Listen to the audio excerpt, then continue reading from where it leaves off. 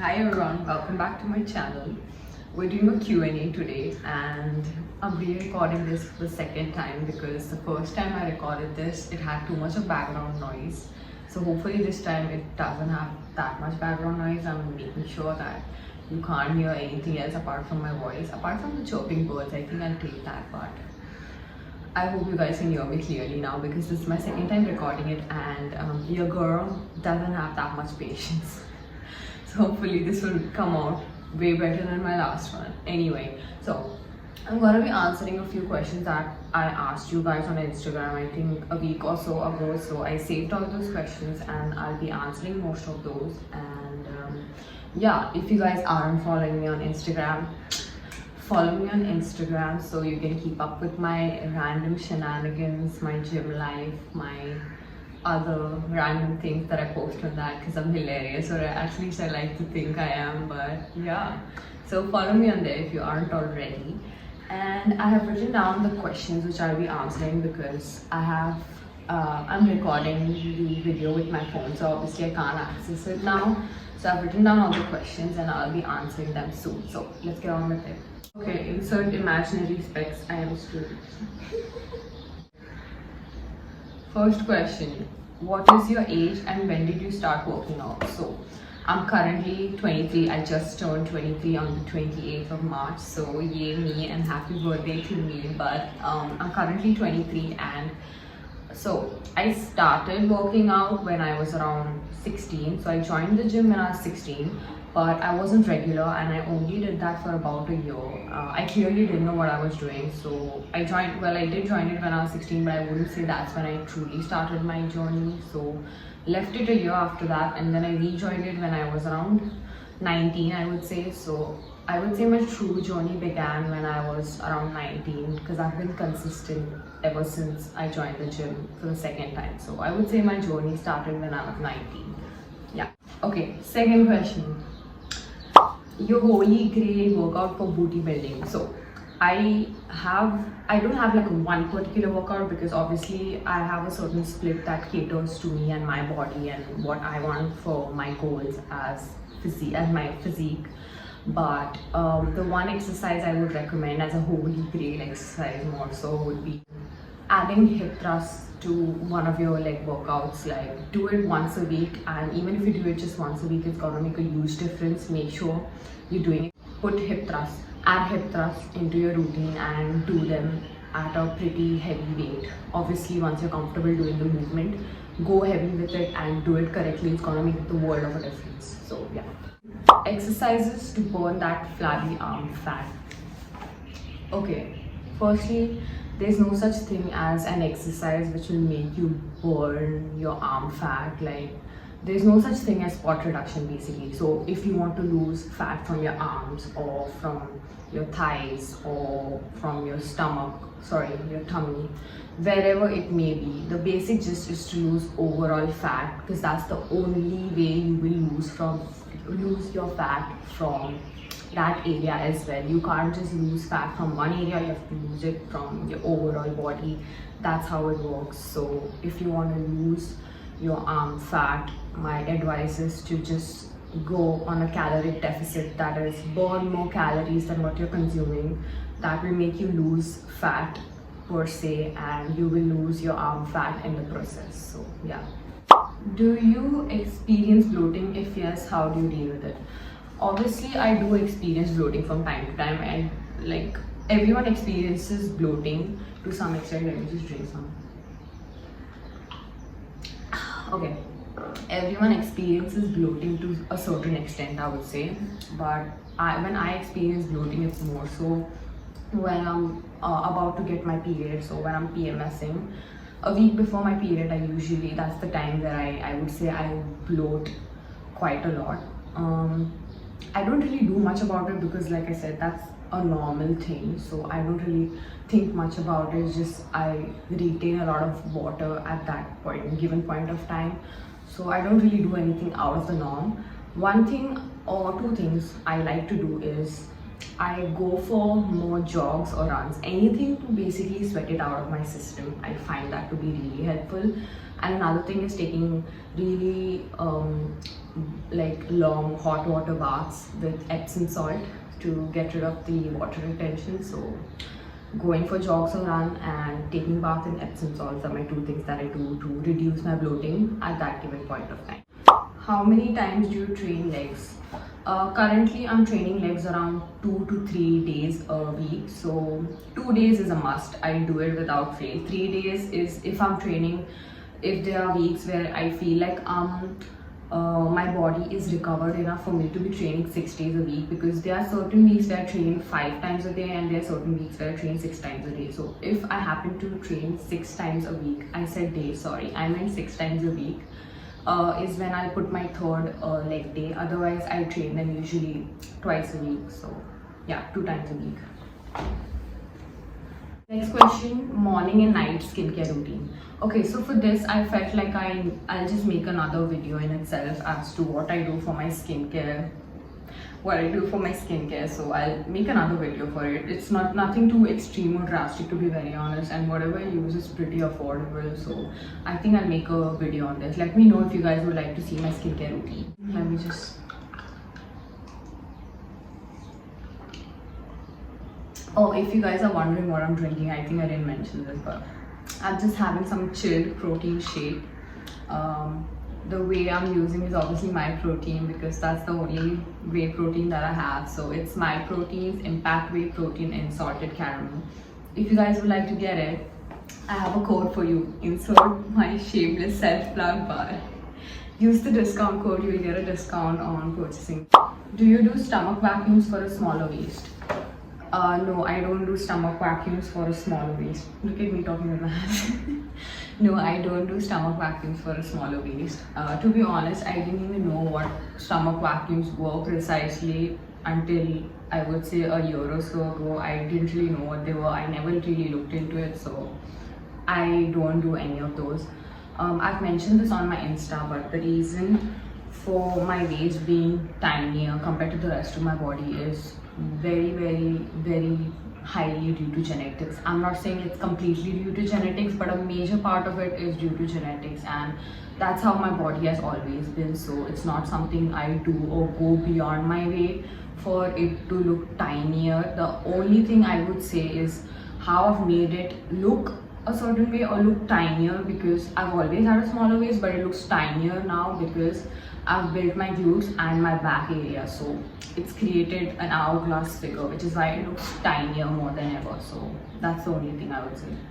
Thoughts on intermittent fasting. So I can give my verdict, not so verdict, is verdict the right word? I can give my opinion in this because I have done this. I had done this for a few months, a few years ago. So I think I am in a position to be giving my views on it. But so intermittent fasting, I'll just tell it to you guys in case some of you don't know what it means. It basically means you have a certain fasting window and a certain eating window. So it's usually what intermittent fasting is, I believe you fast for 16 hours and you have an eating window of 8 hours in the day, so that's 24 hours. So 16 hours you don't eat anything, or you eat only, sorry, you can drink, not eat. You can drink black coffee and I think something else, but I'm not sure. It's very restrictive. Like you can't really quote unquote have anything that will spike your blood sugar, is in general the basic gist of it. So, and you can only eat in that 8 hour time period, or you can give yourself to eat in that time period. So you fast the rest of the day. That's how it works. So when I did this, I think a few years ago. I did it for a few months, and I'll let you know as to how it, I think I'll give the whole story of it now so you guys can understand it better. But when I did the intermittent fasting thing, I was fasting not for 16 hours. I used to fast for 15 hours, so it was just an hour less. I used to fast for 15 hours and I used to feast or eat during the 9 hours period, and it worked well. Initially it worked well for me. Like I didn't feel like I was hungry or lethargic or any of that sort for the initial few months. But later on, I would say after the third month or so, it just happened to be like when I used to break my fast, or when I used to eat breakfast, that is to end my the fasting period. I used to still feel lethargic, and it didn't matter how much I ate or how many calories I consumed, like I still felt so lethargic, and I just couldn't understand why, because I was like, I'm still giving myself enough calories for me to like function properly, not even survive, like function properly as a human. So I didn't understand that. And then I went to my endocrinologist. I hope I'm saying that correctly. I went to my endocrinologist. That's my thyroid doctor. In case you guys don't know, I have hypothyroid. So he clearly told me, don't be a dumbass. You're on medication. You're not supposed to do any of that stupidity. So don't do that, and stopped intermittent fasting. So after that, I stopped intermittent fasting. Basic gist of it. So I wouldn't recommend intermittent fasting if you guys, or if any of you happen to consume any sort of medication on a daily basis, or have to have meals at a certain period of time. Don't intermittent fast. But I would recommend it to people if it suits your lifestyle, is the only gist of it. If it suits your lifestyle and if you're comfortable with it, if you see yourself doing it long term, then go for it. There's nothing wrong with it. Just do your research and know what you're getting yourself into. But there's no harm in it. It is not better than any of the other principles or concepts of fasting or losing weight or any of that sort. It's not better than any other quote unquote diet. So just because you're intermittent fasting doesn't mean you're going to burn more calories than someone who is not. That is not the point of it. But if it suits your lifestyle, then do your research and go for it, I would say. Next question. Excessive cellulite burning gym exercise. Okay. Cellulite is very, very, very, very, very normal. Please get that in your head. It is absolutely normal to have cellulite. 93% of women, that is the minimum criteria. More than 93% of women. This is facts. I am not throwing in any sort of BS number. I have looked it up, and yeah, if you're doubtful, you can just Google it and see for yourself. More than 93% of women have cellulite, which means it is absolutely normal to have it. There's no such exercise, like I said, which will make you burn or lose or get rid of your. You can never get rid of your cellulite. You can reduce it, quote unquote. You can reduce it to a certain extent, but you can never get rid of it. Like, I still have cellulite, and I absolutely have no issues with it. I still wear shorts to the gym. I don't care. It's normal. So that's that. Okay, there's no exercise which will make you lose or get rid of cellulite, but if you want to reduce it to a certain extent, I would say just reducing your overall fat percentage or weight. That will help to reduce your cellulite, and that's pretty much it. There's nothing else that you could do to get rid of it. So yeah. On a side note, love yourself. Cellulite is absolutely normal, and you shouldn't be ever be ashamed of it, and no one should ever make you feel ashamed of it. Okay? Bye.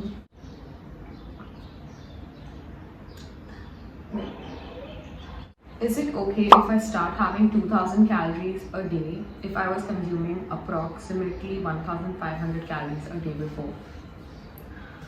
Is it okay? It is okay, but would I recommend it? No. Simply because if you're having 1500 calories today and you jump it or you bump it up to 2000 calories from tomorrow onwards, your body is not used to it. Your system, your digestive system is not used to having 2000 calories. That extra 500 calories is gonna make a huge difference. So you're gonna face a lot of bloating issues and digestion issues, not to mention I have been in that boat, so I'm telling you from experience. Don't do that, would not recommend it. Instead, I would say if you're trying to bump up your calories up to 2000, if that's your goal, start off with increasing your calories by 150 to 200 calories for a week or two. So if you're at 1500, increase it to 1650 or to 1700 max. Just do that. Increase it till there for a week or two. Like, do it for 2 weeks max. By that time your body will be pretty used to it. It's basically just 200 calories, nothing more than that, so your body can adapt to it pretty well.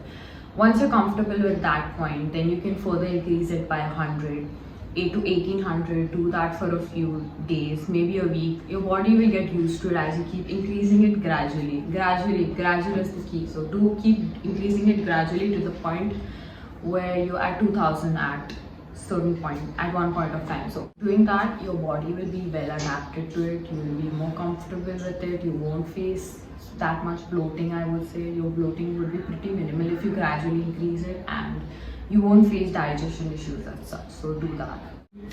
Is protein shake or powders necessary in the first month of gym itself? So I'm guessing that what you mean to say is you've started weightlifting. So major part of weightlifting is basically you're trying to build muscle, and to build muscle you will need protein, in short. Now it's not, sorry for the noise, it's not necessary for you to have protein shakes or any sort of protein powders. It is not necessary. This is basically just to hit your protein intake. If in case you're not able to hit your protein intake with your regular meals in the day, you can have protein shakes that allows you to hit your protein intake, which will help you build muscle. The pure gist of what. Have you ever had a thing with the gym boy? Ever?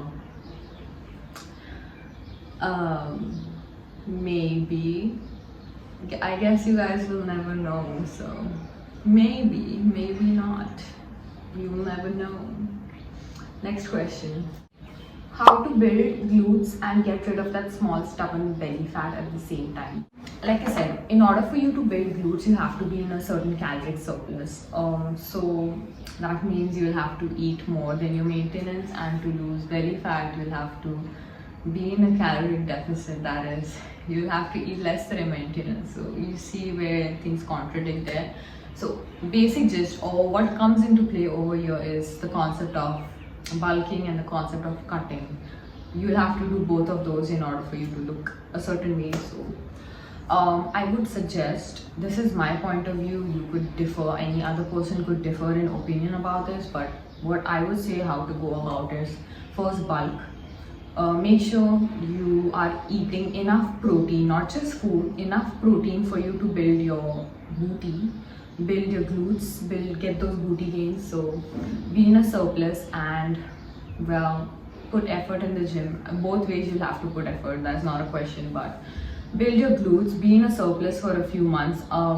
Again, the whole time period will depend on how much muscle you're trying to build and for how long you want to be in your bulk. So build your booty while eating in a surplus, and after that, once you're contented with the size of your glutes, slowly come down to maintenance, and from there gradually decrease it to a deficit where you'll be in a cutting phase and you will lose the fat which you gained in your bulk. So your muscle which you gain from the bulk hopefully will remain when you're cutting, if you're doing it the correct way, and in this way you'll have a big booty and a tinier waist, if obviously you've done it correctly. And this takes a lot of patience and effort and a lot of hard work, that goes without saying. So that's the basic principle of it. Your weirdest fetish? Okay, I wouldn't say this is weird, but I've always had this attraction towards this sort of thing. I don't know if it's a thing, maybe it's a thing, I don't know, you guys can let me know. I've always been attracted to guys with capped, like a really capped delt look, like capped shoulders. They've always been very appealing to me. So I don't know if that's weird, but that's my weird fetish. So I've always been attracted to that. From where do I get my cute workout clothes from? I get it from multiple places, but I am going to be making a video on wearing cute outfits under a budget, obviously. So if you guys would like to see that, give this video a thumbs up and I shall make that for you. Thank you so much for watching my video. If you guys liked it, make sure to give it a thumbs up. If you haven't already, subscribe and hit the bell notification. And until next time, I will see you guys later. Bye.